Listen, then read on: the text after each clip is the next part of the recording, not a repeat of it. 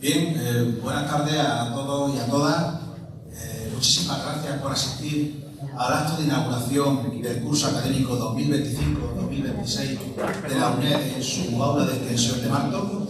En primer lugar quisiera decir que para mí es un honor hoy estar aquí en Martos, una ciudad que siempre nos acoge con los brazos abiertos, y es un honor porque lo hago como en esta ocasión como nuevo director de la UNED de la provincia de Jaén. Quisiera representar, mejor dicho, quisiera saludar a las personas que me acompañan hoy aquí. En primer lugar, en mi extremo izquierdo, a Inés del Arco, que es diputada de Comercio Electrónico y Interior. No me sale nunca, pero bueno, hoy casi. Inés del Arco Cervera, muchísimas gracias por venir. Ya prácticamente te vamos a meter en plantilla, porque bueno, yo creo que cada vez van siendo más una vez, ¿verdad? Sí. Muchísimas gracias como representante de la Diputación Provincial. Y al alcalde, a Emilio Torres, muchísimas gracias por acudir a nuestra llamada y por estar siempre de la mano de la UNED. Yo quisiera empezar hablando de la institución a la que represento, la Universidad Nacional de Educación a Distancia. Una universidad que, hablando un poco de cifras, podemos considerarla que es la universidad con mayor número de alumnos de toda España. Este año, el curso 25-26, hemos alcanzado nada menos que la cifra de 150.000 alumnos. 150.000 alumnos que hacen que esta universidad sea la primera universidad de España. Una universidad pública que además, por su método semipresencial, puede considerarse como el campus más grande de Europa. A nivel de Andalucía, aunque la UNED no es una universidad directamente gestionada por el gobierno de la Junta de Andalucía, sino que es por el Estado central, es considerada la 11ª universidad pública, aunque hay que decir que tras las universidades de Sevilla, Granada y Málaga, la UNED es la que sigue el número de alumnos, casi con 25.000 alumnos. Y la provincia de Jaén, pues también podemos congratularnos porque este año hemos superado en 100 alumnos el alumnado del año pasado. Más de 1.200 matrículas, lo que hacen de esta institución universitaria pues, un ejemplo y sin duda un referente para muchos y muchas en la provincia de Jaén. Desde hace 40 años han sido miles los jiennenses que han obtenido un título universitario gracias a la UNED. En Martos llevamos menos tiempo, en nuestra extensión más joven, pero no por ello menos importante, sino que es una de las más queridas y donde sin duda bueno, pues tenemos un compromiso académico, cultural y social como en el resto de la provincia. Un compromiso académico en donde tenemos la oferta de esos 30 grados, de 80 másteres, de títulos de posgrado y de manera presencial en Martos se imparte el grado de acceso para mayores de 25 y 45 años, los grados de Ingeniería Electrónica e Industrial y el grado de Ingeniería de la Energía, aparte del grado de Historia del Arte, uno de los grados más atractivos y más demandados por el alumnado de la UNED. Los grados de Ingeniería están a disposición de los marteños y de las marteñas, de la tecnología, del avance sin precedentes que está teniendo esta localidad, esta ciudad, y por tanto ofrecemos esas titulaciones y esa oferta formativa para todo lo que necesite Martos, para ese proyecto tan ambicioso como es el de CTDS, muy cerca de aquí en Jaén, pero también para todos los proyectos relacionados con la automoción, con la industria de la agroalimentaria y con otro tipo de industrias que hacen de Martos una de las ciudades, o mejor dicho, probablemente la ciudad más puntera desde el punto de vista del sector secundario aquí en nuestra provincia. El compromiso académico no se limita ahí, porque tenemos que tener un compromiso cultural, creo que bastante extendido. Un compromiso cultural en donde la provincia de Jaén organizamos jornadas, seminarios, congresos, prácticamente estamos en todos sitios y por supuesto en Martos no podemos dejar de estar. El año pasado, con mucho éxito, celebramos las jornadas en torno al Ejército y Marina de las tierras de Jaén durante el siglo XVIII. Lo hicimos además de la mano de la Diputación Provincial de Jaén y también de la mano del Ministerio de Defensa. A esto sumamos jornadas, conferencias o nuestro aula de literatura. Un aula de literatura que ya es un referente para nosotros, donde han venido autores de la talla de José María Merino, de Susana Martín Gijón, de Manuel Vilas, y tengo que dar la primicia de que para el próximo curso, muy pronto en febrero, tendremos a una de las escritoras más prometedoras, más carismáticas y mejores de la literatura española. Hablo de la escritora periodista Natibel Preciado, que vendrá en febrero en el aula de literatura, premio Azorín, finalista de premio Planeta en su día. Una mujer muy comprometida que estuvo trabajando en el diario Pueblo, un referente de la transición, que la vamos a tener aquí precisamente, probablemente la tengamos aquí en nuestra sede, en donde, bueno, pues también queremos que los marteños y las marteñas y todos los que estén en la comarca puedan disfrutar y puedan aprovechar las instalaciones que nos ha cedido el Ayuntamiento y que nosotros también pues, hemos dotado con la mejor tecnología que hay en este momento, con estas pantallas de última generación, táctiles, que sin duda bueno, pues forman parte también de ese compromiso tecnológico que tiene la UNED. Un compromiso académico, tecnológico, cultural y social. No nos olvidemos de lo social, porque este centro está vinculado también a proyectos, a sensibilidades como la salud mental, como la violencia de género. Hace 2 años aquí también celebramos una jornada muy exitosa sobre violencia de género y también, hay que decirlo, que formamos parte, somos un pilar muy importante en la formación del Centro Penitenciario de Jaén. Así que ese compromiso lo tenemos con Martos, lo tenemos con Jaén y queremos seguir formando parte de la suma cultural y académica de esta ciudad. Todo esto que le he contado brevemente no sería posible sin las personas que trabajan en la UNED, sin la UNED, pero también sin los consorciados, aquellos que forman parte de nuestro consorcio.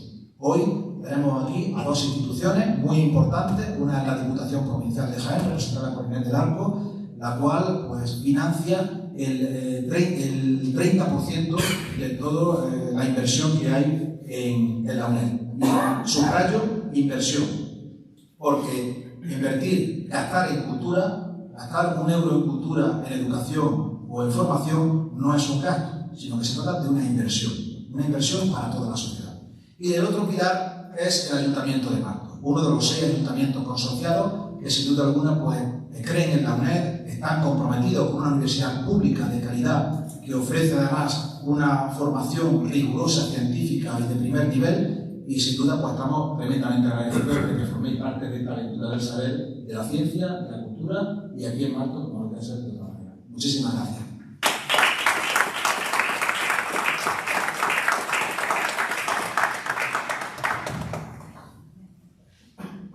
Muchas gracias, buenas tardes. Bueno, Vicente, perdona que me haya levantado mientras estaba hablando, pero es que si no envolví la mano no soy nadie. Si no tengo el boli en la mano no soy nadie. Bueno, alcalde, Emilio, muchas gracias por estar aquí, compañeras y compañeros concejales del Ayuntamiento, profesorado de la UNED, vecinas y vecinos, estudiantes de la UNED y también Vicente y Juanjo, muchas gracias por estar esta tarde aquí. Y esta mañana estaba en la Universidad de Jaén y ahora estoy con la UNED, así que creo que el nombre se lo voy a proponer a Paco, cambiar el nombre y que sea también universidades. Bueno, hoy es un día de celebración para Martos, porque inauguramos un nuevo curso académico de la Universidad Nacional a Distancia, una institución de la UNED, es una institución que representa uno de los mayores ejemplos de compromiso con la igualdad de oportunidades y con la democratización del conocimiento en nuestro país. La UNED cumple desde su nacimiento una misión esencial y es llevar la educación superior a todos los rincones sin barreras económicas, geográficas o personales. En nuestra provincia está presente desde el año 84, desde el año 1984. Y su presencia aquí en Martos, aunque es reciente, pero no es solo un motivo de orgullo, sino que también es la confirmación de que la educación pública puede y debe estar al servicio de todas las personas. Gracias a la UNED, muchos marteños y marteñas habéis podido compatibilizar vuestra formación con vuestro trabajo, vuestra familia y vuestra vida cotidiana. Y gracias a su modelo, el modelo que tiene la UNED, que es flexible, miles de estudiantes de la provincia de Jaén encuentran cada año un camino abierto hacia el crecimiento personal y profesional. Y como decía Vicente, nada de esto sería posible sin la colaboración entre instituciones y por eso la Diputación de Jaén está aquí, porque el compromiso de la Diputación de Jaén también es un compromiso con la educación y con los jiennenses y con su formación, y por eso el apoyo de la Diputación a la UNED pues permite que siga ampliando su presencia en el territorio, reforzando los centros asociados y acercando la universidad a cada municipio. Este esfuerzo conjunto entre administraciones demuestra que cuando se cree la educación como motor de progreso, pues los resultados llegan y benefician a toda la sociedad. La UNED no es solo una universidad, es una red de conocimiento, de solidaridad y de igualdad de oportunidades. Representa una vocación pública que impulsa a nuestro sistema educativo y nos recuerda que la formación no tiene edad, ni distancia, ni límites. Por todo ello, inauguramos esta tarde con ilusión y con esperanza también y con orgullo este nuevo curso académico. Les deseo a todos ustedes, estudiantes de la UNED, que disfruten de este camino del aprendizaje, a los profesores que sigan inspirando y a la comunidad universitaria que continúe construyendo el futuro desde Martos y para Martos. Muchísimas gracias.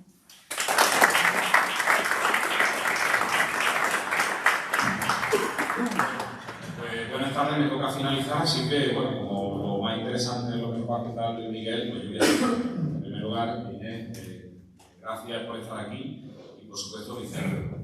Inés, darte las gracias en representación de la Diputación porque la Diputación siga apostando, ¿no? Siga apostando por Martos, pues es lo mejor que nos puede pasar. Este fin de semana teníamos la fiesta del primer aceite, que ha sido todo un éxito, gracias a la Diputación. Que la Diputación actúe de mecena y aporte ese 30%, pues estoy seguro, Vicente, que es algo importantísimo para la continuidad, ¿no? Y Vicente, bueno, en primer lugar, enhorabuena por ser el director, el reciente director, así que está de enhorabuena y gracias por estar aquí, ¿no? Nosotros desde el año 22 contamos con la UNED en Martos. En cuanto que este proyecto se nos presentó, creímos en él.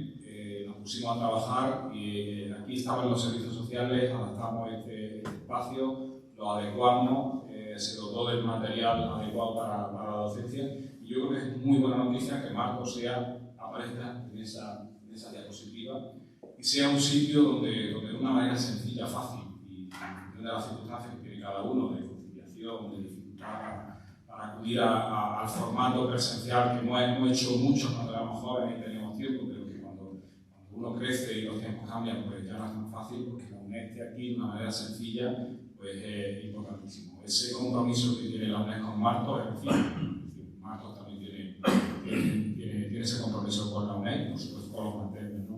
Pero además, la UNED da un plus, y es que a la agenda cultural tan potente que tiene nuestro ayuntamiento, que tiene nuestra ciudad, pues la UNED se suma en forma de jornadas de historia, en forma de jornadas de literatura, de poesía, es decir, y vamos, el anuncio que ha hecho el a nivel preciado este año de febrero me parece un notición, porque es una de las mejores escritoras. Yo la pude ver hace unos meses en el Estable. Yo creo que el mejor anuncio que ese, así que todas las veces que venga damos noticias de ese nivel, ¿no? Quiero decir que la UNED mete el hombro no solamente a la hora de prestar esa formación donde muchos materios pues, optan por seguir formándose porque tienen inquietudes, ¿no? Sino que también pues, da ese plus que me parece importantísimo, que también es una manera bueno, pues, de seguir permeando, de seguir difundiendo la cultura y de seguir trabajando en pro de una manera distinta, pero no menos eficiente y menos. Así que Vicente, gracias por la labor docente, pero también por esa labor de complementar nuestra agenda y nuestro programa cultural, que es importantísimo. Así que no me extiendo mucho más. Gracias a todos ustedes por estar aquí y encantado de que estés con nosotros, de que nos hables de uno de los episodios más tristes de nuestra historia a nivel nacional, pero que también sigue suscitando interés y que, visto desde una perspectiva de arriba, pues nos inquieta mucho. Y especialmente en los tiempos que corren. Así que gracias por estar aquí. El micrófono es tuyo. Gracias.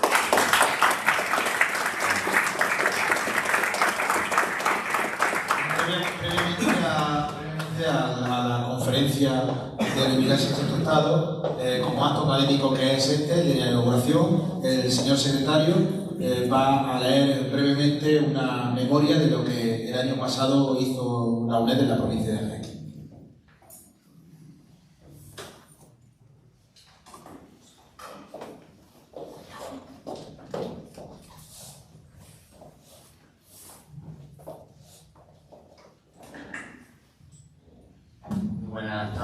noche ya, espero no cansarme mucho, ¿vale? Pero sí es verdad que es importante, como dice Vicente, dar cuenta de lo que ha hecho la UNED este año pasado, ¿vale? Entonces, bueno, alcalde, diputada, ¿vale? Vicente, director, tutoras, tutores, alumnos, alumnas, todos, bienvenidos a la inauguración del curso académico Nueva Extensión. Bandera Andalucía 2017, Premio de la Provincia de Jaén 2020, Medalla de Plata al Mérito Social Penitenciario 2023. Tres distinciones de primer nivel provenientes de tres instituciones diferentes, Junta de Andalucía y Diputación de Jaén y Ministerio del Interior, en menos de una década. Tres distinciones que hacen que nuestra experiencia académica, social y cultural dentro de la provincia quede reflejada en cada uno de esos galardones obtenidos a través del esfuerzo, del trabajo y la humildad de todos aquellos que nos han precedido. En este acto, además de visualizar nuestra presencia en el panorama educativo y académico de la provincia de Jaén, damos a conocer el trabajo realizado en el último curso. A continuación, les pondré un breve resumen de la memoria que recoge detalladamente toda la labor que fuimos desarrollando a lo largo del curso pasado.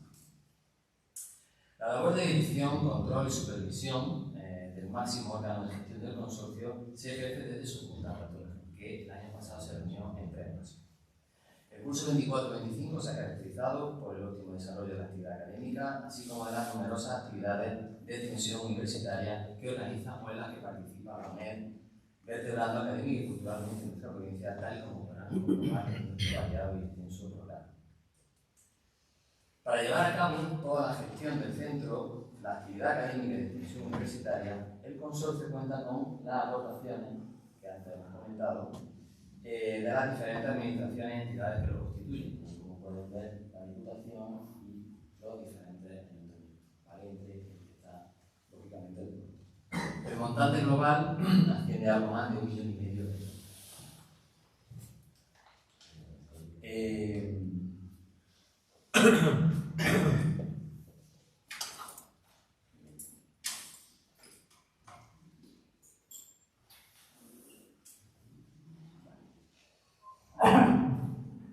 Bien, con ese presupuesto, pues una de las cosas que hemos conseguido hacer es, como ven, entre otras, montar cierta serie de pantallas digitales de última generación, ¿vale? Y otras cuestiones que les iré comentando a lo largo de mi presentación.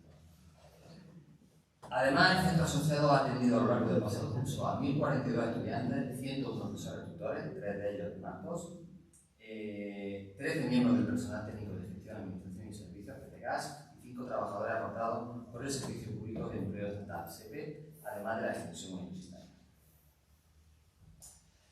Los 1.042 estudiantes se distribuyen en nuestros centros tal como pueden comprobar en la imagen. Para todo este alumnado se puso a disposición una oferta educativa que podemos calificar de amplia y sugerente. Curso de acceso a una mayor de 25 o 45 años, 30 titulaciones de grado, cursos de posgrado y doctorado, 80 másteres, 24 microtítulos. A todo este alumnado, al que hemos hecho referencia, que sumamos casi 800, 792 para ser exactos, que han asistido a los congresos, jornadas, seminarios y otras actividades de extensión organizadas por este centro asociado a lo largo del curso académico 24-25 y que han obtenido el correspondiente certificado de aprovechamiento y, en su caso, los pertinentes créditos de libre confirmación. Por lo tanto, podemos asegurar que la UNED de la provincia de Jaén ha contado entre alumnos de acceso, grado, máster, microgrado y extensión con la cifra de 1.834 alumnos y alumnas. De toda esta oferta educativa, Marcos ofrece directamente en sus instalaciones el curso de acceso a la universidad para mayores de 25 y 45 años, el grado en Historia del Arte, tan deseado, el grado en Ingeniería de la Energía y el grado en Ingeniería Electrónica, Industrial y Automática. Nuestro estudiantado proviene de la práctica totalidad de los 97 municipios de la provincia de Jaén, a los que hay que sumar aportaciones del resto del Estado, especialmente de Andalucía. En cuanto a la atención e información de nuestro alumnado, destaca la acción tutorial, actividad vertebradora de la relación, tutoría alumnado. Para desarrollar esta importante acción tutorial se han impartido 413 tutorías semanales, todas ellas presenciales y en línea simultánea, lo que ha supuesto que a lo largo del curso se hayan realizado 10.344 tutorías y 1.291 grabaciones. Estos números dan una idea de la labor realizada por el conjunto de nuestro profesorado tutor que, con dedicación y esfuerzo, han desarrollado su labor en el centro asociado a lo largo del pasado curso. La acción tutorial de nuestro centro está enmarcada en la estructura Campus UNED, en concreto en el Campus Sur, lo que hace posible que nuestra labor trascienda a los espacios físicos propios. Efectivamente, damos apoyo a 103 asignaturas del campus y recibimos apoyo en 128. Muchas de estas tutorías se han complementado con las correspondientes prácticas que se han podido realizar gracias a los convenios establecidos con las diferentes instituciones públicas y privadas que nos apoyan, a las que sinceramente damos las gracias. Esto significa que además de los 1.834 estudiantes de nuestra provincia beneficiarios de nuestra formación académica y de extensión, hay que sumar los casi 3.000 de Andalucía, Canarias, Ceuta, Melilla y Guinea Ecuatorial, tutorizados por profesores de la Universidad de Superior. Una parte importante de esa acción tutorial corresponde a la prestada a centros internos del Centro Penitenciario de Jaén que cursan estudios con nosotros. Estudios reglados, pero también actividades de extensión como el curso de verano que se celebra cada año en el Centro Penitenciario. Igualmente, nuestra acción tutorial tiene especial dedicación al alumnado que presenta algún tipo de discapacidad o diversidad funcional gracias a la plena accesibilidad de nuestras instalaciones. Todo ello gracias al programa UNIDIS, que hace posible una universidad sin barreras y que posibilita que más del 70% del alumnado de España estudie con algún tipo de discapacidad. Toda acción docente se enriquece con un conjunto de actividades de formación continua necesarias para una correcta actualización y cada uno de los documentos de la comunidad educativa de tutores y bibliotecas. Nuestra labor educativa no solo se limita al periodo en el que nuestro alumnado cursa estudios con nosotros, por tanto, una vez finalizado, los estudiantes cuentan con el asesoramiento del Centro de Orientación y Empleo de la UNED, COI, puesto en funcionamiento hace 2 años. En el caso del personal técnico de gestión, administración y servicios, el esfuerzo ha sido muy destacable. El año pasado ya completamos el nuevo sistema de contabilidad, así como el nuevo inventario, y se ha consolidado el nuevo sistema de contratación y licitación. Y en el ámbito de la nueva tecnología de la información y comunicación, seguimos trabajando en las transmisiones de actividades de extensión universitaria en directo a través de la cadena Campus de nuestra universidad en nuestro canal de YouTube, con nuevos equipos técnicos, lo que supone una mayor presencia de nuestra actividad en todo el mundo, pues nos consta de su seguimiento en muchos lugares del planeta. Todo ello gracias a la actitud y disponibilidad de quienes diariamente trabajan en la UNED de la provincia. Para finalizar este apartado, les traslado unos datos de un servicio necesario y complementario en cualquier centro educativo y mucho más en una universidad. Contamos con 2 bibliotecas, Jaén y Úbeda, con más de 22.000 volúmenes que están a disposición de nuestro alumnado y nuestro profesorado tutor, generando un volumen aproximado de 5.000 préstamos anuales.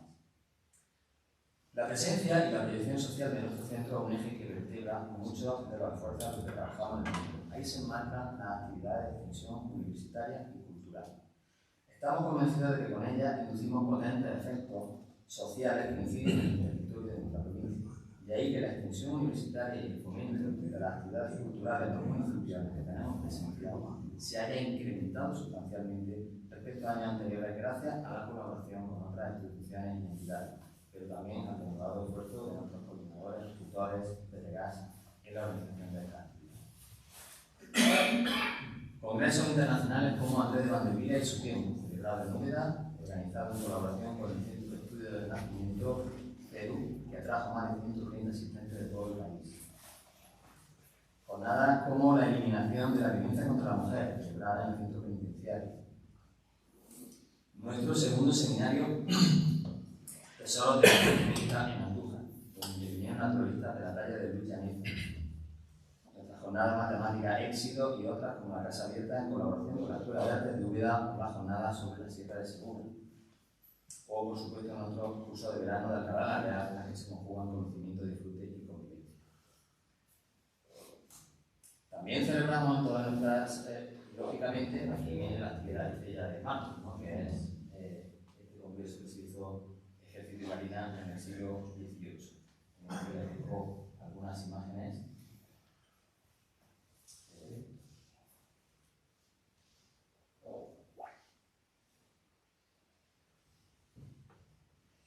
También También celebramos todas nuestras extensiones el aula de literatura, una actividad atractiva y consolidada en la que durante el curso pasado participaron escritores de la talla de Ángeles Caso o David Inglés. En marzo, con nuestra presencia del vicerrector del Centro Asociado, pudimos contar con José María Merino, quien presentó su libro de relato breve, Yo y el Breve.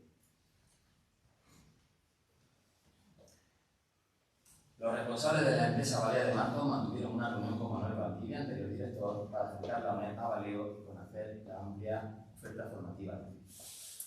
En total, durante el curso 24-25, la UNED de la provincia de Jaén colaboró en 2 congresos, 2 cursos de extensión universitaria, 16 jornadas de seminarios, 13 conferencias, 7 presentaciones de libros, 6 encuentros con autores en el aula de literatura, 3 festivales, un certamen de premios y 4 ferias de estudiantes.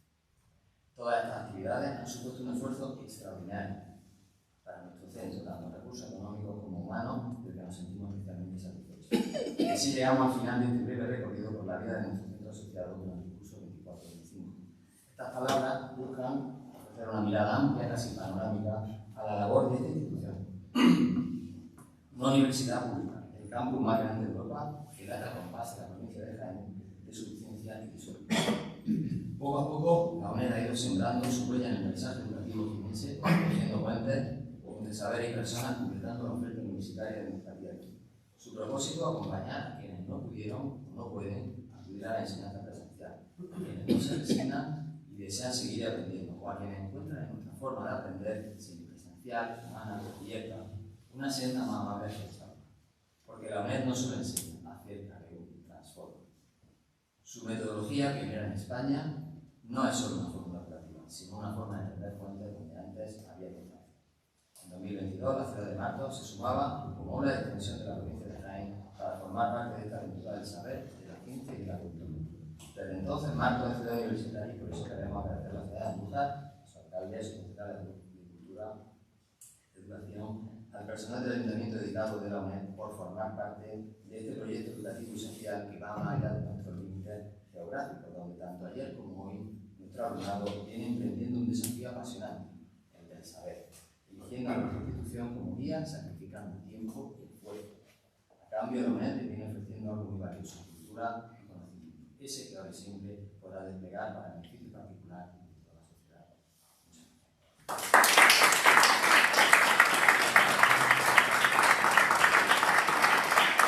Muchas gracias. Que lo tenemos ahí, el pobre en capilla, vamos a mostraros un pequeño video promocional.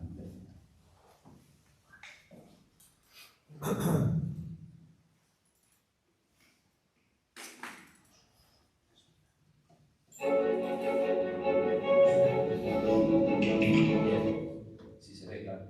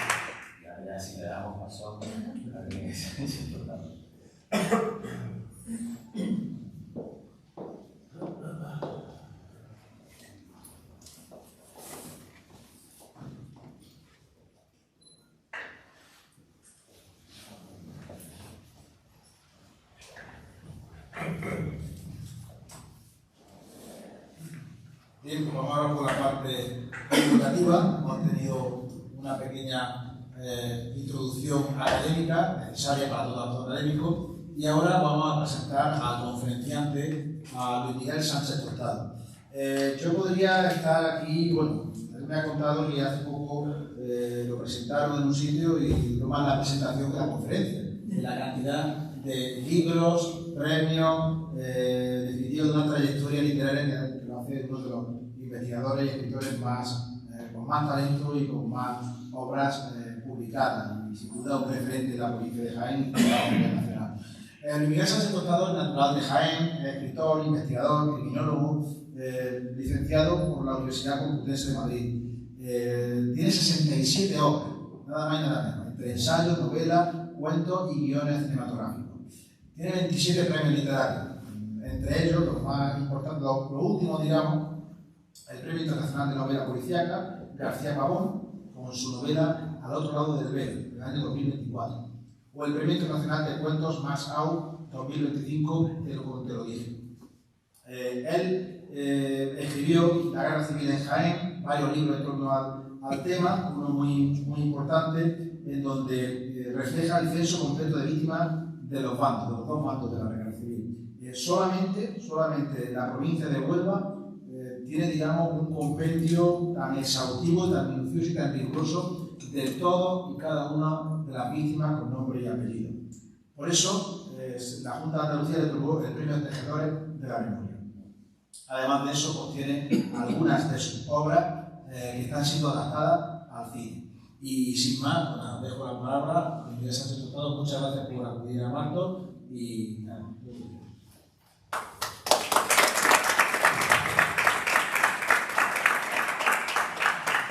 Buenas tardes. Bueno, antes de nada me gustaría dar las gracias a la UNED por invitarnos a este honor de dar esta visión inaugural para el inicio del curso, que gracias al Ayuntamiento de Marto, a la Diputación, por apoyar la formación y la cultura en nuestra provincia y, por supuesto, a vosotros por asistir. A mí realmente es que me encanta venir a Marto. Aquí hay caras conocidas, porque además es un pueblo que siempre me ha tratado muy bien, tiene una afición lectora extraordinaria, unos clubes de lectura maravillosos y siempre a mí me encanta. Y bueno, hoy, a diferencia de otros días que vengo a presentar mi obra, pues vengo a hablar de la guerra civil en la provincia, en la capital, porque tenía los centros de poder, que por supuesto es Marto. Mira, como ha dicho Vicente, yo hace unos años escribí un libro, La Guerra Civil en Jaén, en el que empleé 5 años, 23.000 kilómetros, porque me recorrí absolutamente todos los municipios de la provincia, hice más de 15.000 fotografías de documentos, todos los registros civiles, y para hacer el censo de víctimas de los tomas dentro de nuestra provincia. Y solamente Huelva, como ha dicho Vicente, Huelva y Jaén son la única provincia que lo tiene. Mirad, todas las guerras son crueles, pero desde luego las guerras civiles son las mejores. Porque, bueno, lo estamos viendo, lo hemos visto en Ruanda, en el Líbano, en los Balcanes, y por supuesto también en España. En este tipo de guerra, la crueldad alcanza unos niveles inusitados, sobre todo en la retaguardia, donde la indignidad es mayor que en los frentes de batalla. Para entender los orígenes de esta terrible guerra, tendríamos que remontarnos, pues, posiblemente a una progresiva organización política durante el primer tercio del siglo XX. Incluso si por ahí había que descender a los conflictos laborales decimonónicos y a esa resistencia contra el republicanismo que iba creciendo en el último tercio, sobre todo del siglo XX, y con las reformas que se quisieron hacer. La instauración de la Segunda República, el 14 de abril de 1931, marcó un tiempo nuevo en la historia de España. Significó la esperanza de las clases más desfavorecidas, la ruptura con la desigualdad y contra el caciquismo del antiguo régimen que ha estado permanentemente controlando el poder en los pueblos. Durante esos años, al menos durante el primer bienio, se llevaron a cabo importantísimas reformas de las más progresistas por entonces, tales como la separación de la Iglesia y el Estado, la educación laica, el sufragio universal, el matrimonio civil, la legalización del divorcio, el reconocimiento de la autonomía, la reforma militar, el repartimiento de la tierra a través de la reforma agraria, por ejemplo, ¿no? Pero el clima social era absolutamente irrespirable y se tuvo que lidiar con una conflictividad social sin precedentes. Por un lado, los sectores conservadores, la patronal agraria, la aristocracia, el ejército y el clero boicoteaban continuamente estas reformas porque suponía perder los privilegios que habían tenido de toda la vida. Y por otro lado, las organizaciones obreras que se fueron radicalizando continuamente, sobre todo progresivamente, influidas en aquellos años por modelos revolucionarios marxistas como Rusia o México. España era por entonces un país evidentemente agrícola, con grandes desigualdades sociales, con un grado elevadísimo de analfabetismo, y la tierra estaba en manos de unos pocos latifundistas que explotaban a los obreros. La conflictividad, fijaos qué nivel de conflictividad había eso. Fue tal que en solo 15 años, los 15 años previos a la Guerra Civil, desde 1921 hasta 1936, se produjo. Asesinaron al presidente del gobierno, a Eduardo Dato. El golpe de Estado de Primo de Rivera, que trajo una dictadura de 8 años, la sublevación de Jaca, la sublevación de Cuatro Vientos, la instauración de la Segunda República, el complot de Tablada, el golpe de Estado del general Sanjurjo, la Revolución de Octubre de 1934, el golpe de Estado de 1936, el golpe del coronel Casado de 1939, además de multitud de atentados, huelgas revolucionarias, conspiraciones, represión campesina, los sucesos de Cantilblanco del 31, la matanza de Casaviejas del 33, etc. Ese era el ambiente que había en aquellos años, ¿no? Y fueron años en los que el ejército no cesaba de interferir en la política y el fantasma del golpe de Estado estaba continuamente sobrevolando el mar. Los conservadores, los monárquicos, acostumbrados a controlar el poder político y económico del país, no aceptaron la victoria del Frente Popular en febrero de 1936 y no tardaron en planear un golpe de Estado contra el gobierno de la Segunda República. Ya en la primavera previa, la Primavera Negra, que se conoció en 1936, se produjeron numerosísimos episodios violentos entre rivales políticos. Ese odio larvado fue ya absolutamente incontenible tras el pronunciamiento militar del 18 de julio de 1936, donde ya sí se desató el caos, la locura generalizada. En ambos bandos surge, sobre todo a partir de ese momento, el concepto de limpieza política, de exterminio del adversario. El general Mola se elige como cerebro del golpe de Estado y desde su inicio ya estaba previsto que la insurrección fuera especialmente sangrienta. Vais a escuchar parte de una orden reservada escrita por el general Mola dirigida a los otros generales golpistas poco antes del golpe de Estado del 18 de julio. Se tendrá en cuenta que la acción ha de ser extremo violenta para reducir lo antes posible al enemigo. Serán encarcelados todos los directivos de los partidos políticos, sociedades o sindicatos no afectos al movimiento, aplicándoles castigos ejemplares. En este trance de la guerra, yo ya he decidido la guerra sin cuartel. A los militares que no se hayan sumado a nuestro movimiento, echarlos y quitarles la mano. A los que hagan armas contra nosotros, contra el ejército, fusilarlos. Yo veo a mi padre en las filas contrarias y lo fusilo. Cualquiera que sea, abierta o secretamente defensor del Frente Popular, debe ser fusilado. Hay que sembrar el terror, dejar sensación de dominio, eliminando sin escrúpulos ni vacilación a todos los que no piensen como nosotros. Fijaos qué terrible. Eliminar a todos los que no piensen como nosotros. Es que se te ponen los pelos de punta escuchar estas palabras.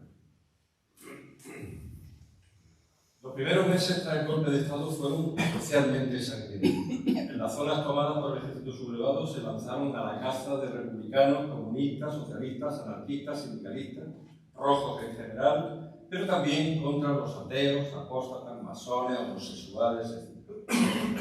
La Iglesia Católica se puso al lado del bando sublevado, calificando de santa cruzada la insurrección militar y sacando a Franco bajo palio, considerándole un caudillo elegido por Dios.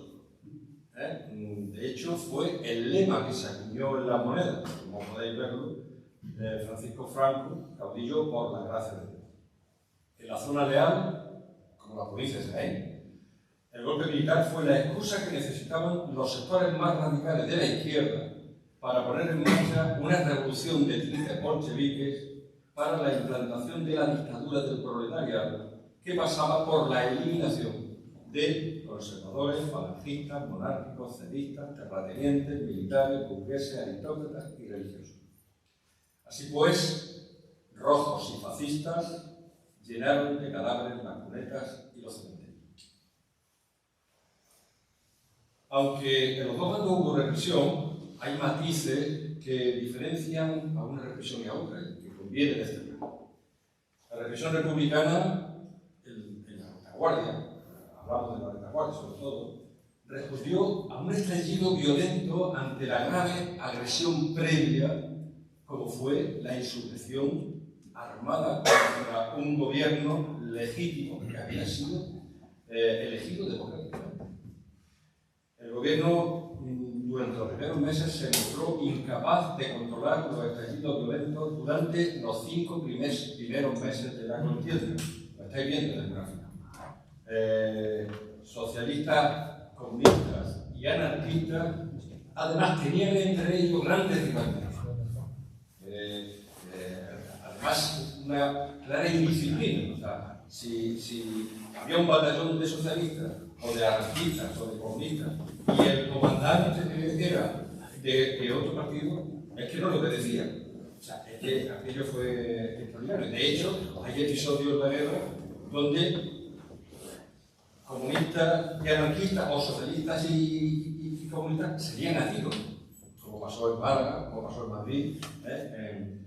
Y bueno, estamos viendo el gráfico de las 420 muertes violentas registradas en el término de Jaén, 323, es decir, el 80%, se produjeron en los 5 primeros meses de guerra, de julio a diciembre de 1936, que fue cuando al fin las autoridades republicanas consiguieron hacerse con el control de ese caos inicial, ¿no?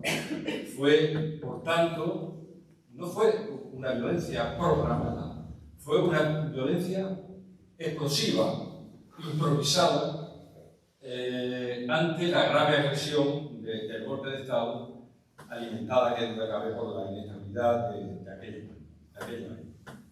Sin embargo, la violencia golpista era distinta. Era una violencia, habéis oído, se armó antes del golpe de Estado, programada, deliberada, premeditada y además sistemática, mantenida en el tiempo, desde el principio, bueno, hasta y después de toda la dictadura, porque recordemos que Franco estuvo fusilando gente en 1975.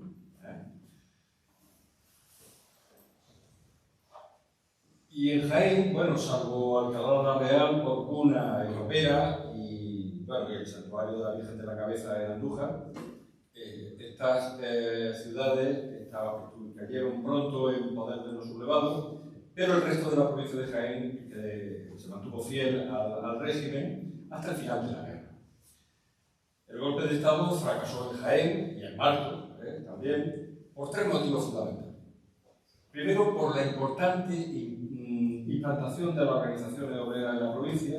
Recordemos que la Federación de Trabajadores de la Tierra de la UGT, que era la mayoritaria, tenía en Jaén más de 55.000 afiliados, la CNT tenía unos 4.100, 4.200 y la Falange solo tenía 300 militantes. Eso unido a los titubeos de la Guardia Civil, que finalmente no armó a los falangistas y requetés como tenían previsto, y aceptó marcharse al santuario de Andújar. Y por último, por la rapidez de las autoridades republicanas en desarmar y detener a los elementos conspiradores. En la provincia tuvo su importancia la batalla de Porcuna y de Lopera en los últimos días de diciembre del 36, porque Queipo de Llano lanzó una ofensiva para tomar el eje Villa del Río, Lopera, Porcuna, al objeto de avanzar y tratar de liberar el santuario de Andújar y también preparar la ofensiva de Málaga, que era una plaza que tenía un especial interés para controlar su puerto, fundamentalmente. Los sublevados en esta guerra, la guerra de Lopera, de Andújar, que estaba muy cerca de aquí, contaban con requetés, artillería y apoyo aéreo de la Legión Cóndor, pero el bando republicano, pues el apoyo que recibió fue de las brigadas internacionales, compuestas por unos 3.000 brigadistas, sobre todo franceses e ingleses, muy jóvenes, sin experiencia ninguna, que cayeron como moscas. Más de 500 perdieron la vida en pocos días ahí. Y No obstante, consiguieron que no avanzaran, porque su objetivo siguiente era Martos. Venían para Martos. De hecho, empezaron a bombardear Martos a los pocos días de caer Lopera y Porcuna. Como no puedo extenderme mucho, porque pasaron tantas cosas en la guerra civil, que os voy a resumir 3 episodios muy relevantes de la guerra que dejaron una honda huella en el imaginario popular, que son los trenes de la muerte, el bombardeo de Jaén, también hablaremos de Martos, y la saga del 37. Fueron 3 episodios realmente escalofriantes. El 30 de junio del 36, una muchedumbre asaltó la prisión de Úbeda y mató a 47 personas de derecha. Y temiendo que eso ocurriera en Jaén, se solicitó desde Jaén a la Dirección General de Prisioneros el traslado urgente por tren de 565 presos, porque se sospechaba que iba a haber más muertos. Entonces salieron el día 11 y 12 de agosto del 36 hacia Alcalá de Henares. El primer convoy fue asaltado allí en Atocha y asesinaron a 11 de los derechistas más destacados, y al día siguiente interceptaron el segundo tren en Vallecas, el día 12, y mataron a 193, en lo que se encontraba el obispo de Jaén, Manuel Basulto, y en total dieron muerte a 204 presos, y al final ocurrió en Madrid lo que en Jaén se intentaba evitar. En España, los ataques aéreos produjeron entre 10.000 y 15.000 muertos. Esto supone, en el total de víctimas violentas de la guerra, entre un 2 y un 4%. Sin embargo, en la provincia de Jaén, las víctimas por bombardeo, por ataques aéreos, suben a un 12,2%, con un total de 414 muertes confirmadas. Los pueblos más bombardeados fueron Andújar, con más de un centenar de bombardeos, con más de 70 muertos. Linares sufrió 17 bombardeos, con 21 muertos. Cañuelas, Villanueva la Reina, Cazadilla, Arjona, Conilla, Martos, por supuesto, Torre del Jimeno, Torre del Campo, en fin. Martos sufrió aproximadamente una quincena de ataques aéreos, con un balance de 24 muertos y unos 40 heridos. Estáis viendo una sobrecogedora fotografía del bombardeo de Martos el 28 de diciembre de 1938, tomada por uno de los aviones que participaron en ese ataque. Y aquel día, 4 aviones Heinkel y 6 Junker JU, más 7 cazas de escolta, soltaron sobre Martos 32 bombas de 50 kilos, con un total de 1.550 kilogramos de telita. Las bombas cayeron en las calles Triana, Fuente de la Villa, Gracia, Puerta de Jaén, Puerta del Sol, Portillo, Felipe Alta, Plaza de la Constitución, cayeron también en el convento de las Claras, la calle del Medio, San Bartolomé, etc. A los 2 días de ese bombardeo, el 30 de diciembre, la aviación franquista también ametralló a la población de Martos, y al día siguiente, el 31 de diciembre, otro nuevo ataque con 1.500 kilogramos de bomba. Pero sin duda, el peor bombardeo de toda la provincia se lo llevó Jaén capital. Unos meses antes, el 1 de abril de 1937, que Hijo de Llano ordenó una operación de castigo contra la población civil de Jaén, enviando 6 trimotores Junker que despegaron del aeropuerto de Tablada, en Sevilla, escoltados por 9 cazas. Aquí veis el ataque aéreo de Jaén. Es una fotografía también realizada por uno de los aviones que participaron, a 2.500 metros de altura. Podéis ver la sombra del Cerro de Santa Catalina sobre la ciudad, vemos la catedral, que fue un punto de referencia para los aviones porque ahí estaban los presos de derecha. Entonces intentaron, creo que hay una bomba en la catedral. Los aviones rodearon el cerro de Jabalcuz, volando bajo, entraron en Jaén por las Peñas de Castro y atravesaron la ciudad de sur a norte, y de una sola pasada dejaron caer más de 5.000 kilos de explosivos sobre una población absolutamente indefensa.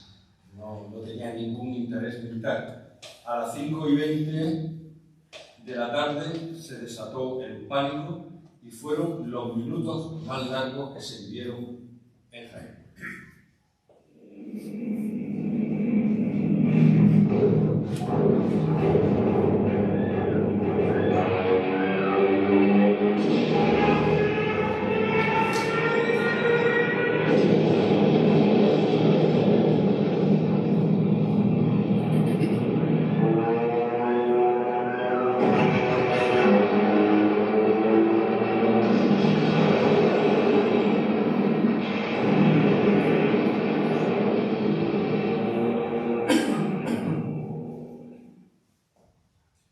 En esta infografía que veis,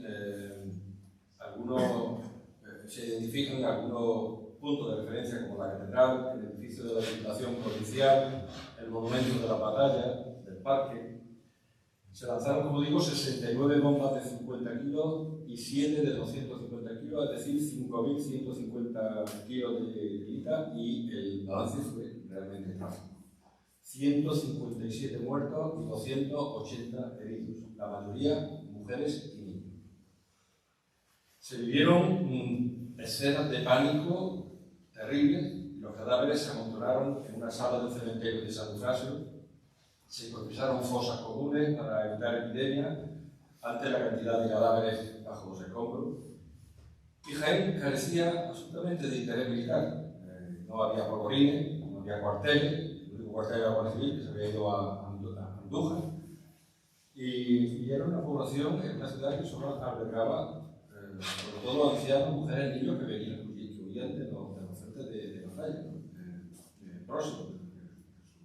No tenía entonces refugio, no tenía alarma para avisar a la población, y aquello fue un desastre.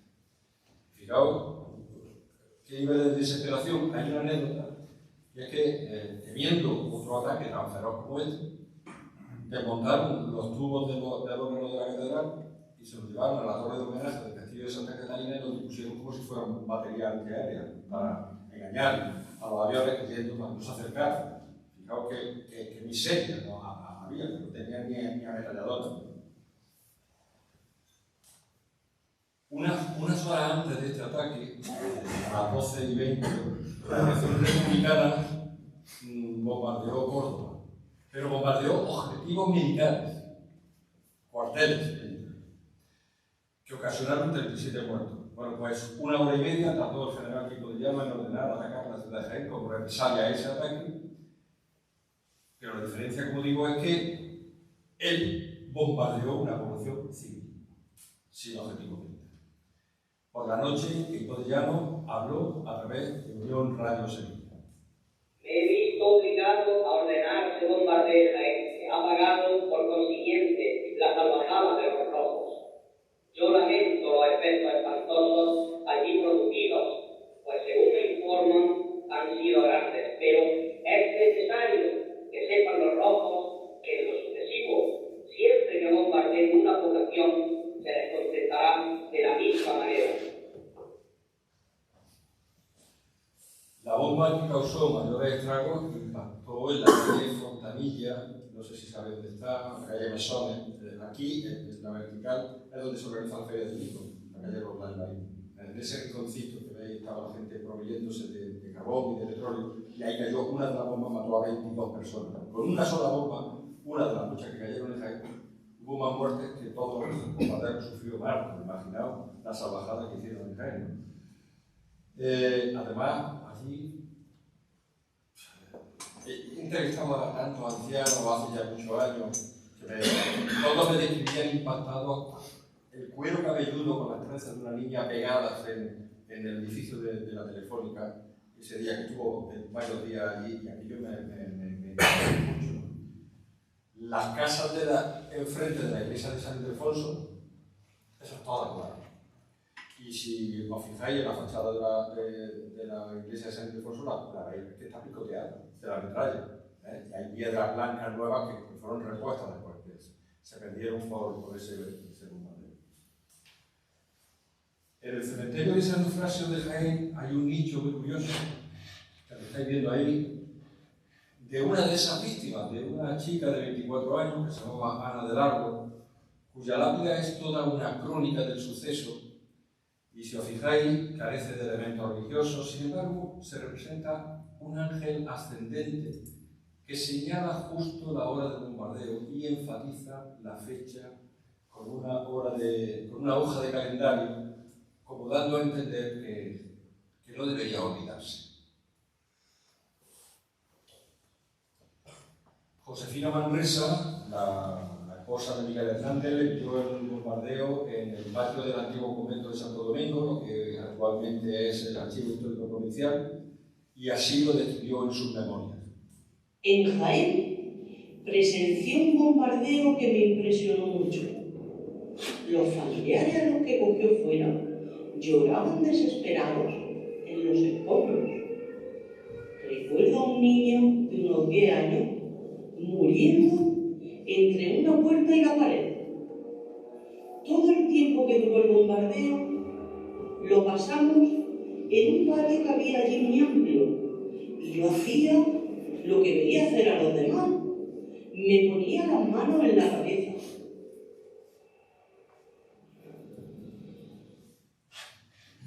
Miguel Hernández, que trabajó como corresponsal de guerra desde febrero a junio del 37 en Jaén, aunque aquel día del bombardeo estaba fuera de Jaén y no le pilló, a su vuelta escribió en el periódico Frente Sur un artículo titulado La ciudad bombardeada, de la que escuchamos un fragmento. Jaén es bombardeada.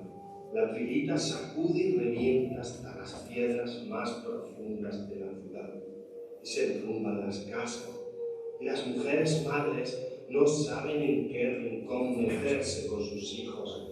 Y los muertos inocentes, los destrozados, son una sangrante cantidad de cabezas, de brazos, de carne desconcertada. Y los ojos de Jaén se humedecen. Cara de cadáver ante los espejos, cintuneros y barberos calculan en las barberías el número de víctimas. En las calles se anda con tristeza y temor, y en el cementerio necesitan venganza su inhumana muerte niños, mujeres y ancianos que no habían cometido otro delito que nacer y vivir. Miguel Hernández escribió un duro artículo criticando la apatía de los jiennenses, que poleaba a combatir contra el fascismo, insistía en que Jaén, de alguna manera, debería despertarse de lo que él llamaba ese sueño blando de aceite local. Lo escuchamos. Ha despertado ya Jaén de su modorra incrédula y moruna. Todas sus bocas llaman asesinos a los que han cometido en su población un acto más de destrucción inútil. Pero yo veo que muchos de sus hombres se conforman con gritar y se previenen contra otro posible bombardeo, yéndose a vivir debajo de los olivos. Esta actitud estática, pasiva, fatalista y torpe exaspera al combatiente más templado. Bueno, personalmente yo creo que esas críticas de Miguel Hernández hacia los jiennenses están escritas desde la indignación de vivir el frente, como lo vivió, de ver tantos muertos. Miguel, tened en cuenta que Miguel estaba viviendo la crueldad, era reportero de guerra, y además era comisario político, era un agitador.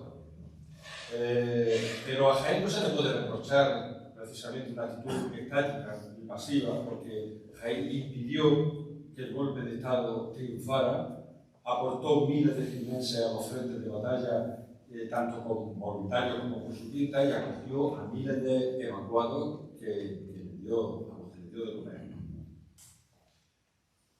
Tras la masacre del bombardeo se empezó a construir refugios de una manera histérica, ¿no? Se construyeron en Jaén 35 refugios públicos y 114 privados en sótanos, en bodegas.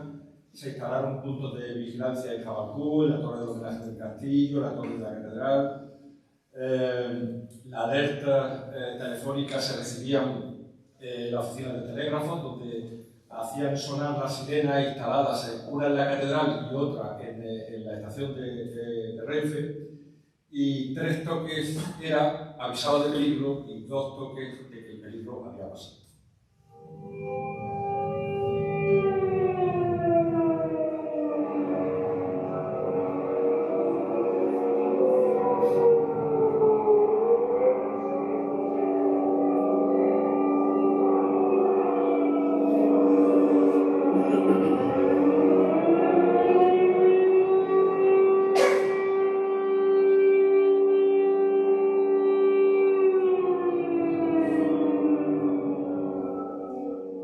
No sé si sabéis que el bombardeo de Jaén causó más muertos que el de Guernica.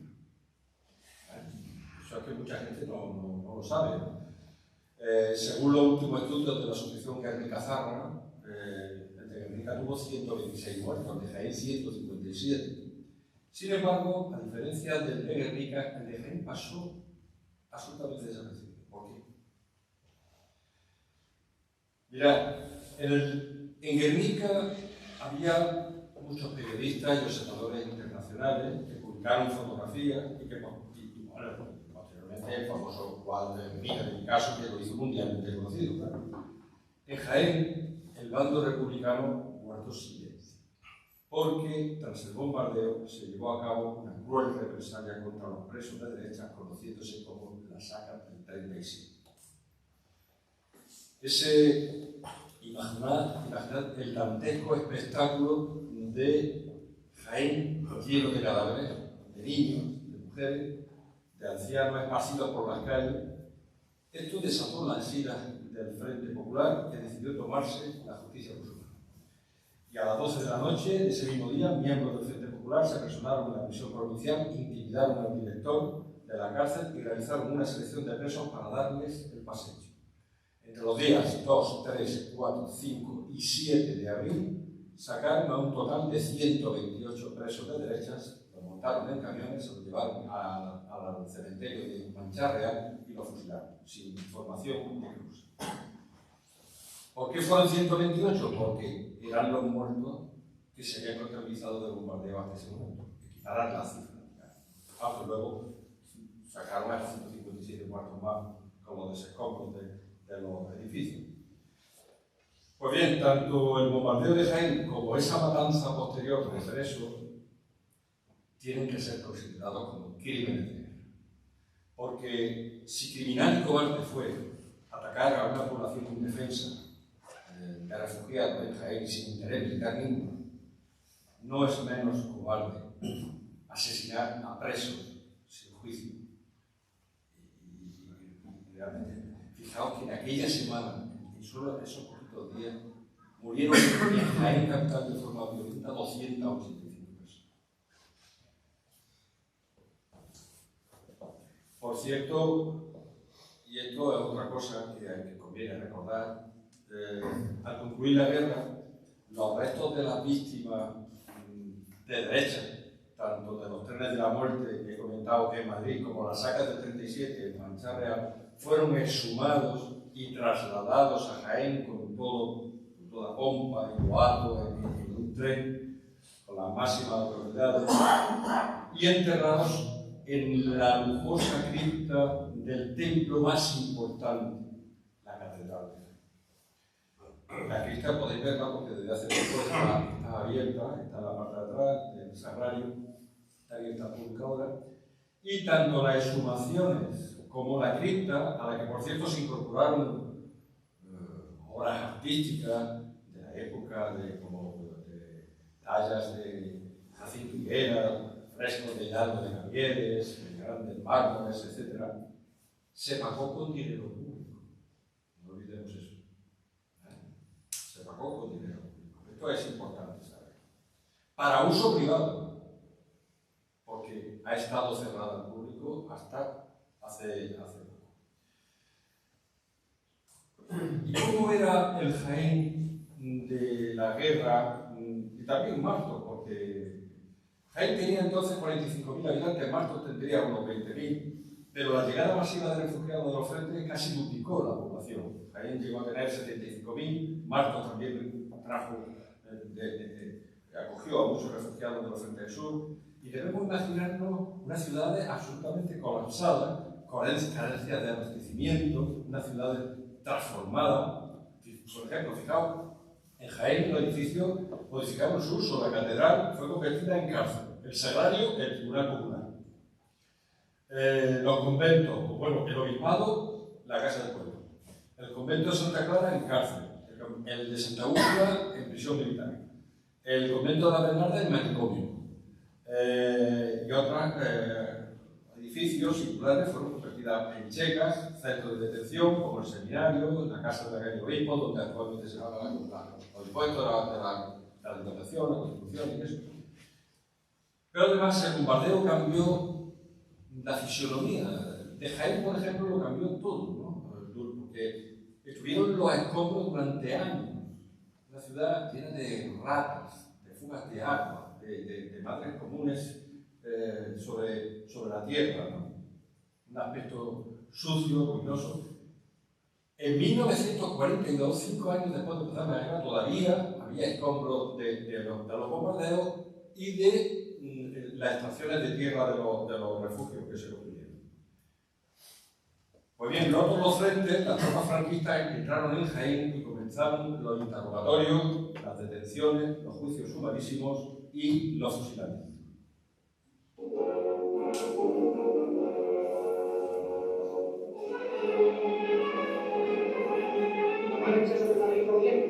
En las primeras mañanas, los prisioneros recién liberados abrazan a los soldados de España. Las columnas avanzan, abandonadas sus posiciones y se cruzan con grupos de soldados que se presentan. Todos llevan en sus rostros el júbilo que les produjo de encontrarse ya en poder del Ejército Nacional. Aquel 1 de abril de 1939 fue también el comienzo del exilio para muchos españoles que debieron abandonar su país. El 29 de marzo del 39, rotos ya los frentes, salió de Jaén una caravana con 600 políticos de toda la provincia, también de Martos, diputados, alcaldes, concejales, que habían pactado con la quinta columna, los franquistas, la salida hacia el puerto de Alicante para embarcarse al exilio, pero se les permitió la salida con la condición de que abandonaran las armas a la salida de Jaén y siguieran una ruta previamente fijada a través de Baza. Bueno, pues aquello fue una trampa mortal, porque la caravana fue interceptada, unos se echaron al monte, otros regresaron a Jaén, otros encarcelados y la mayoría de ellos terminaron fusilados. Y llegó el final de la guerra, pero no llegó la paz, porque sabéis que se implantó una dictadura que se prolongó hasta 1975. Parte oficial de guerra del cuartel general del Generalísimo correspondiente al día de hoy, 1 de abril de 1939, tercer año triunfal.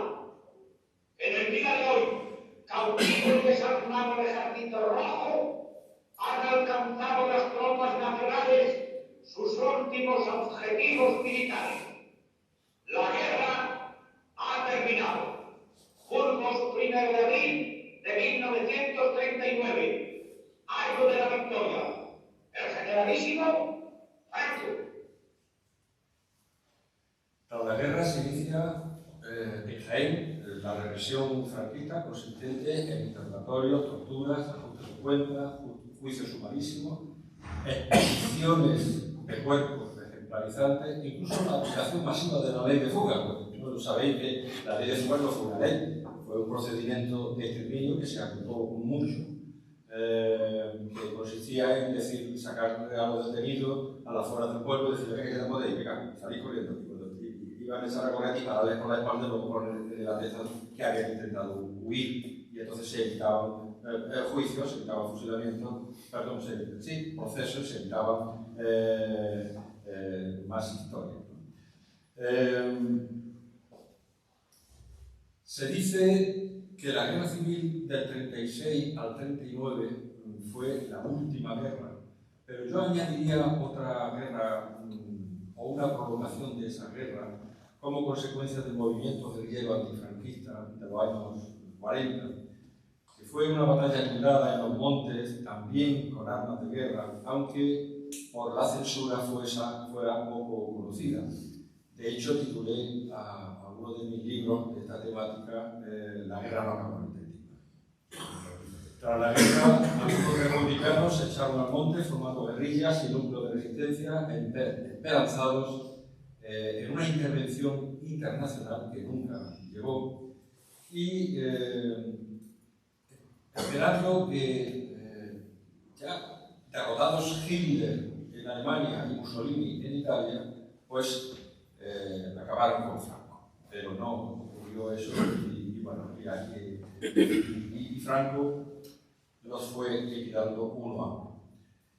Fueron conocidos como maquis, que hicieron de apoyo internacional. He dedicado varias obras a esta temática. Ahora os comentaré una concreta que ha salido hace poco. Y muy activas fueron, por ejemplo, las guerrillas de Cencerro, en la Sierra Sur. Hay episodios en Marto. Y la de Francisco Expósito de Gafas en Sierra Morena. Hubo más zonas de Jaén, pero en estas tuvieron una actividad extraordinaria. La Guardia Civil reconoció haber dado muerte a 6.000 guerrilleros y haber encarcelado a 20.000 personas como consecuencia de esa lucha, pero sin duda fueron muchísimos más, porque no solamente esta cifra de la Guerra Civil, respecto a Jaén, yo las he triplicado por nombre y apellido. Por lo tanto, esas cifras no se ajustan a la realidad. Yo tengo censado en la provincia de Jaén 208 muertos y 2.000 encarcelados sobre el movimiento guerrillero. Estáis viendo los impactos de bala sobre un farallón de piedra al lado de la fuente de la Peña, en Jaén, afuera de Jaén, cuando mataron a los últimos integrantes de la guerrilla de Cencerro el 5 de enero de 1948. Para los que estén interesados en esta temática, acabo de publicar hace un par de meses un libro que por primera vez reúne todas mis obras, que son 8 o 10 sobre la guerrilla antifranquista, en una sola, y está muy actualizado, que es este que estáis viendo, Maquis en Andalucía, y editado por Almuzara. Hay mucha gente de Marco, lo digo porque hay, seguramente, algunos de vosotros, los que estáis aquí, tenéis parientes de las personas que yo cito. Se cita, por ejemplo, el famoso episodio del Cortijo de las Torres, de Marco, que fue una victoria de Cencerro extraordinaria, fue un episodio curiosísimo, que ocurrió aquí.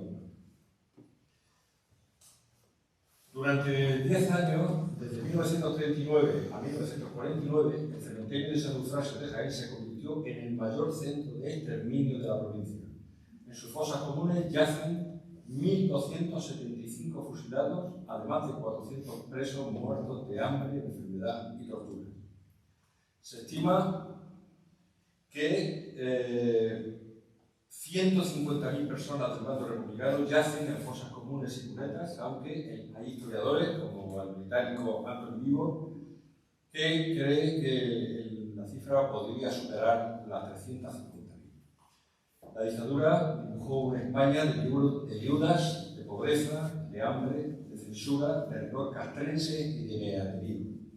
Era la España del luto, del extraperlo y de las castillas de racionamiento que estuvieron en vigor hasta 1952. Veamos gráficamente la comparativa de ambas represiones que yo he podido documentar en mis libros con nombres y apellidos. En este gráfico vemos la estimación general. 50.000 víctimas de la represión republicana frente a 150.000 víctimas de la represión franquista, 100.000 asesinados de la Guardia Franquista y 50.000 después de la guerra. En total, 200.000 asesinados. Esto supone Esto es a nivel nacional. Esto supone un derechista muerto por 3 izquierdistas muertos. Esto en Jaén no se respeta, ahora veremos. En la provincia de Jaén, fijaos, ya no es tanta la diferencia. He contabilizado 2.142 derechistas muertos, barra de color azul, frente a 3.287 izquierdistas muertos, barra de color rojo. Por tanto, existe una diferencia de más de 1.000 víctimas en la represión franquista de Jaén, con el agravante de que esas víctimas de izquierda fueron en periodos llamados de paz. Y los de derecha murieron en periodos de guerra. Es una gran diferencia.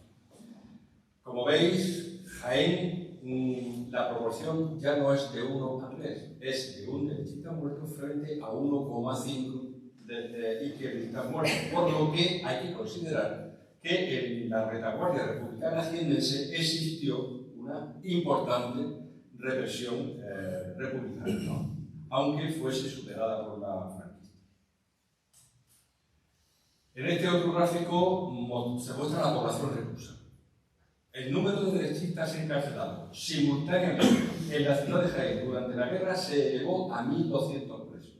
En cambio, durante la represión franquista, el número de republicanos encarcelados al mismo tiempo en Jaén capital, solo en la prisión provincial, porque había otras prisiones, como el convento de Santa Clara, como el convento de Santa Úrsula, etc., solo en la prisión provincial, y lo sé porque he rescatado, yo he sido 30 años funcionario de prisión y rescaté el libro donde estaban todos los nombres de esos presos, ahora está en el Instituto de Provincia, 4.000 presos en una cárcel que se había construido unos pocos años antes para 100 personas. Era imposible caminar por la galería y por los pasillos sin pisar a la gente. Imaginaos en qué condiciones se vivía. Otro aspecto que calibra la magnitud represiva de uno y otro bando es la mortandad penitenciaria. ¿Cuántos presos murieron dentro de las cárceles de Jaén? He contabilizado 83 derechistas fallecidos en las prisiones de la provincia durante la guerra, frente a 523 republicanos muertos en las cárceles jiennenses durante el primer franquismo. Por tanto, la dictadura multiplicó por 6 la mortandad penitenciaria frente a la represión republicana. ¿Y en Martos qué? Bien, pues en Martos, si hay un pueblo que rompe esta tendencia que estáis viendo, es Martos, que fue de las excepciones de toda la provincia, que ahora os voy a explicar. En Martos estaba muy consolidado el caciquismo y hubo importantes disturbios durante la República. Nada más conocerse el golpe militar del 36, las organizaciones obreras se echaron a la calle y grupos exaltados incendiaron la iglesia de Santa María de la Villa, de Santa Ana y de San Amador. Se perdieron no solo los objetos de culto, sino también todos los archivos que se quemaron. La Guardia Civil intentó tomar el ayuntamiento, pero se retiró ante la inferioridad de los efectivos. Y Martos, como digo, es un caso atípico en la provincia porque es de los pocos municipios en los que hubo más derechistas muertos que izquierdistas. Eso yo creo que no hay un pueblo de la provincia, si hay alguno, no lo recuerdo ahora. Es algo excepcional. Observad, fueron asesinadas 165 personas vinculadas con la derecha y 153 hombres, 12 mujeres. Había también 9 sacerdotes y 3 monjas. Y más de la mitad de estas víctimas fueron llevadas a la Casilla y a Montelope Álvarez, donde fueron muertos y enterrados. Y por su parte, el franquismo mató a 123 izquierdistas, que son estos que vais. De esos 123 izquierdistas, 57 fueron fusilados en Martos, 38 marteños que fueron llevados a Jaén y fusilados en Jaén, 2 muertes violentas, 2 muertos en prisión y 24 víctimas de bombardeo.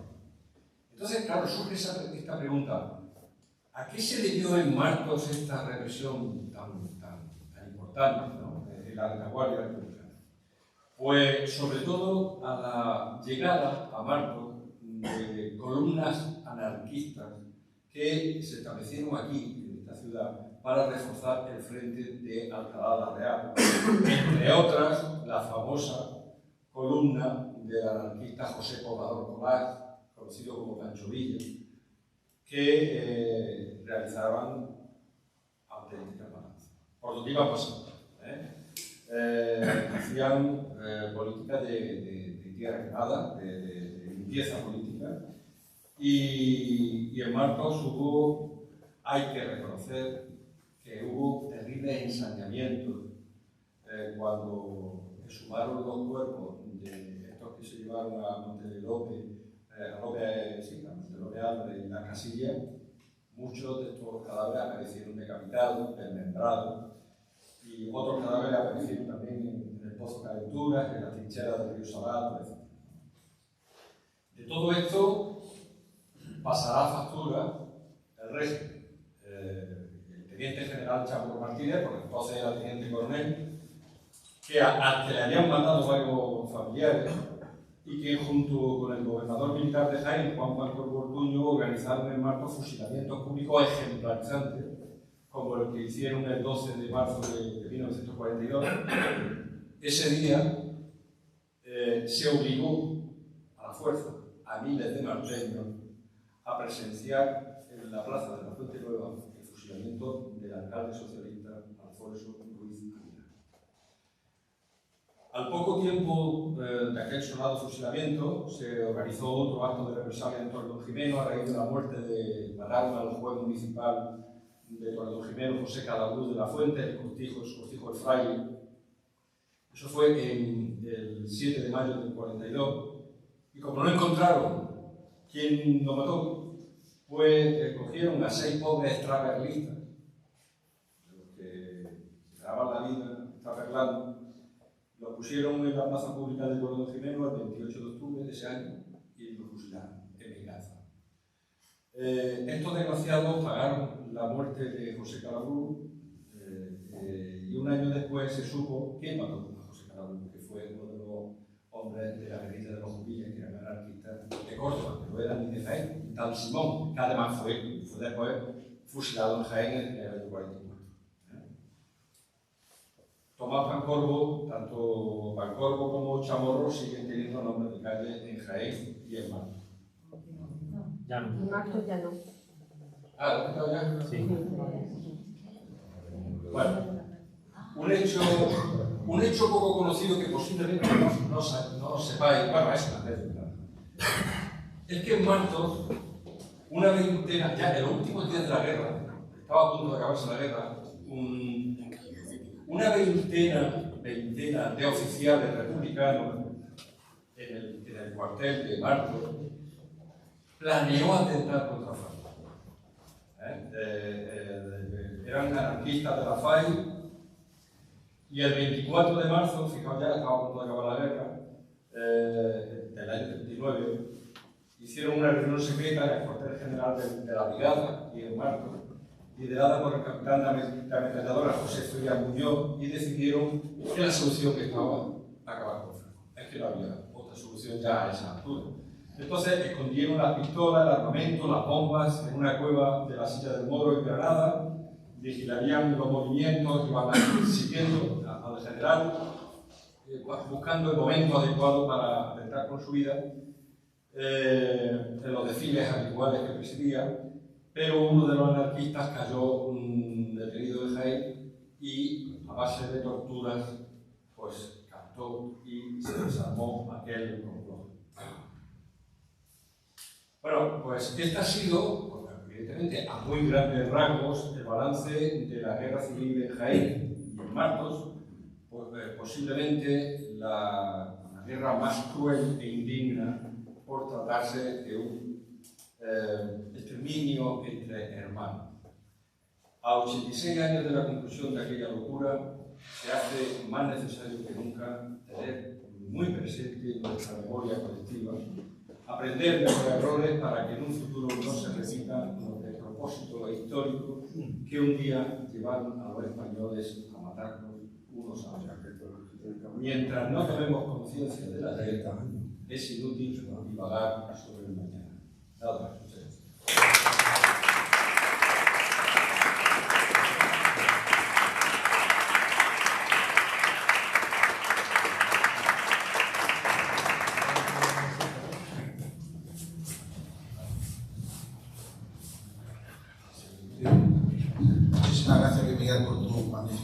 decía, y gracias a todos ustedes por su atención y por su asistencia. Así que esperamos verlos en próximas actividades que realicemos aquí en el Centro Asociado de la UNED, de la extensión de... ¿Cómo se difunde esa información de que hay un curso y, o sea, eventos de la UNED? Bueno, pues lo difundimos en nuestras redes sociales, a través también del ayuntamiento, y también tenemos un grupo de WhatsApp, grupos de difusión de WhatsApp, que si usted quiere que da su móvil y lo metemos en el grupo de difusión. Así que muchas gracias a todos.